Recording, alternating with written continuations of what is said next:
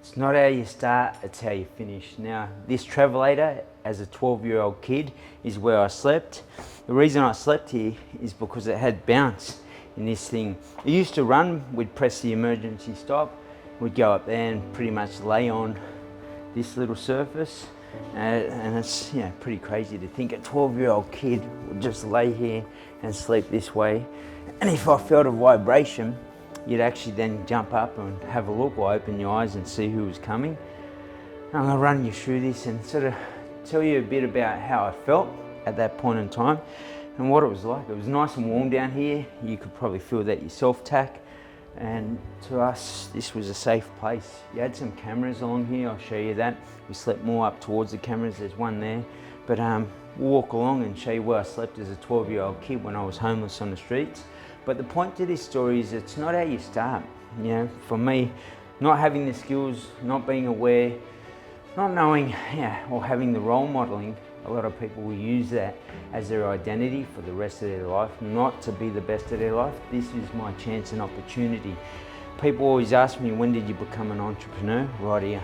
This is where I needed to learn things to make sure I had food, I had water, I had a bed and a roof over my head. This was my roof. And most importantly, I started to learn how to make money, and this is where it all started. Let's have a look. If you look at the bloke that's walking off, you can sort of hear his footsteps.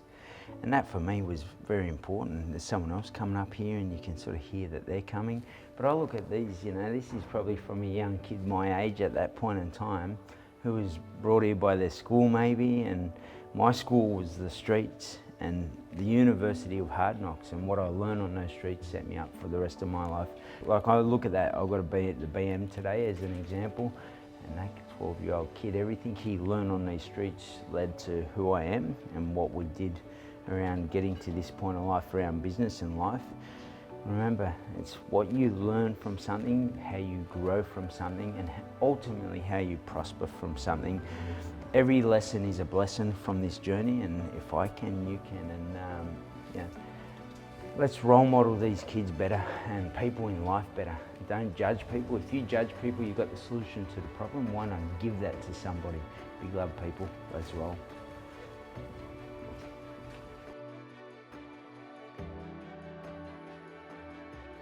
Like, as a man, okay, we here as a group, we feel okay. But for a lady, you gotta put yourself in their shoes. Like, do I feel safe? It's a long way.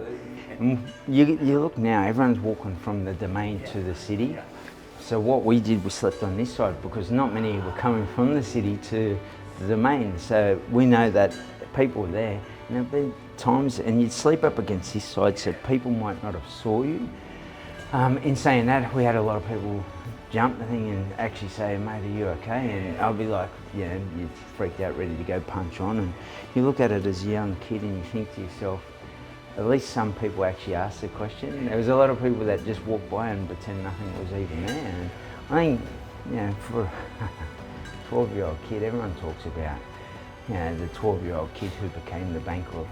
You look at that and you think to yourself, if someone had stepped in and actually given me their time and not judge me, and a lot of society does judge people, why are they that, those people are that, and I think if we can get out of judgment and get into solutions as a whole, and you got to understand, how many times have you tried to lose weight, New Year's resolution, but you get to this point, 10 days in, I've seen a recent study, 10 days in, they actually break the New Year's resolution and they give up.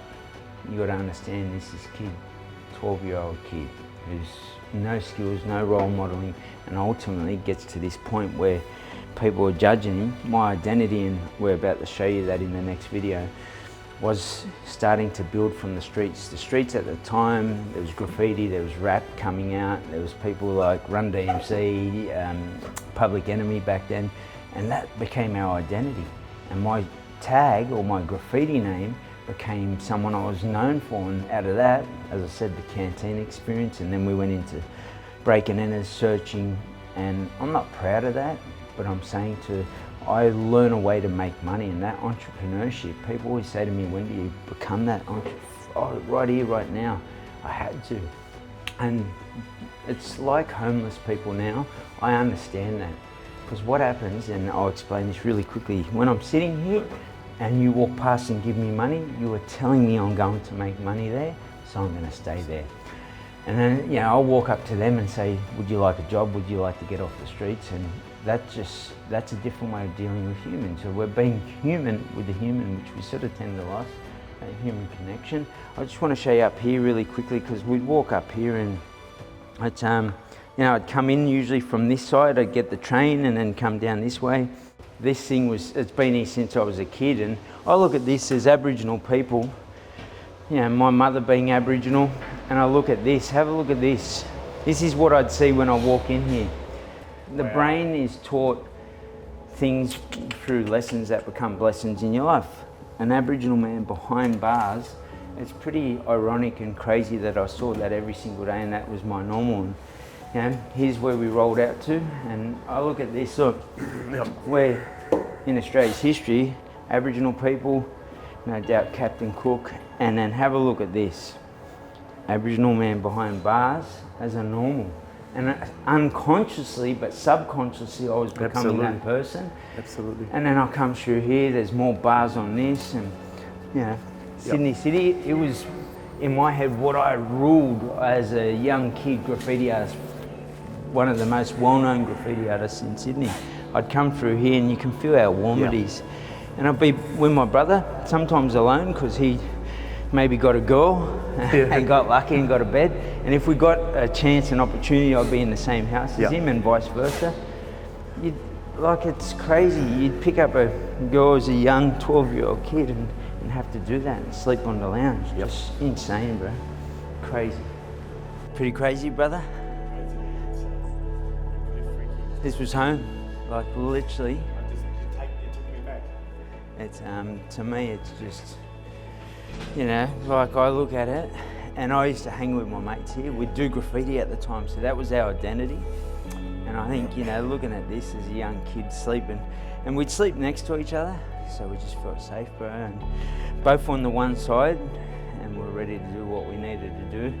As a 12-year-old kid, I don't know what that was, but it became who we were, and that was our identity. And I think, you know, it feels quite safe in here too. Yeah, though. like, it's a great spot for, you know, if you're on your own, okay, you can feel that it'll be a bit eerie, but if you're with your mates, as a 12-year-old kid, you don't know any better.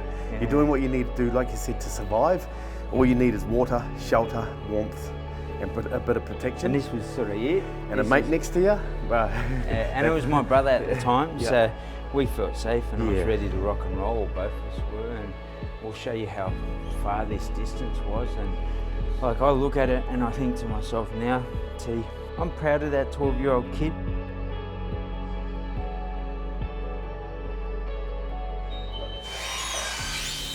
So you can hear that noise.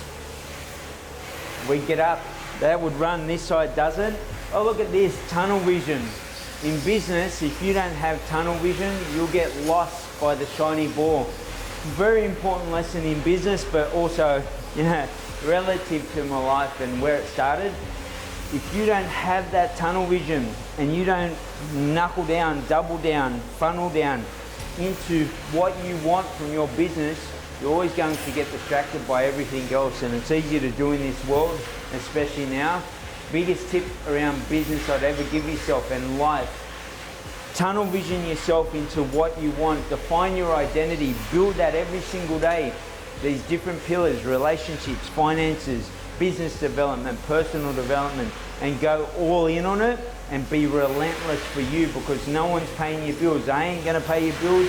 And I guarantee the 12-year-old kid that was lost on these streets wasn't going to pay anybody else's bills but his own. Daily deposits to make sure he had a roof over his head, money in his pocket, and some food on the table for himself. And if I can, you can. Let's go.